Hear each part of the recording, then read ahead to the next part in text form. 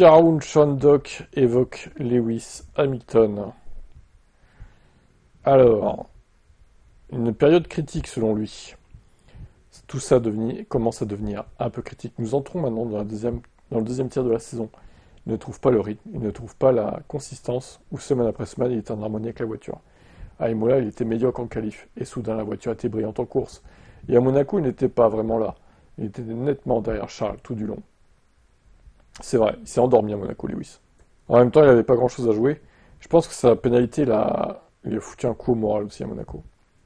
Je pense qu'il doit y avoir un degré de préoccupation qui s'installe. Quand vous regardez la course à Barcelone, le fait que Charles l'ait dépassé et se soit éloigné de lui assez vite, je serais préoccupé. Si j'étais Lewis, si j'étais du côté de l'atelier de Lewis, les ingénieurs seraient préoccupés en disant Ok, nous sommes presque à mi-chemin de l'année maintenant, nous devons commencer à comprendre. Et c'est une question fondamentale pour laquelle nous devons changer la direction de réglage de la voiture. Je ne remets pas en question le fait qu'il y ait encore la capacité de gagner des courses. On a vu ça en Chine, non? Mais ils doivent trouver un point idéal pour lui, pour que chaque week-end, il sache ce qu'il a. Et ils ne l'ont pas trouvé. Il a encore de bons jours et de mauvais jours.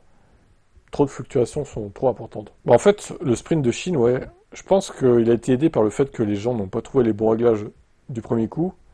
Et lui, si, en fait. Donc ça lui a permis de garder son avance lors du sprint. Il n'a pas usé les pneus en plus. Et il s'est imposé. Franchement, c'était incroyable. Mais c'est jamais... on n'a jamais revu ça, en fait. Ce serait quand même dommage que ce soit le seul point positif de sa saison, en fait, le sprint en Chine.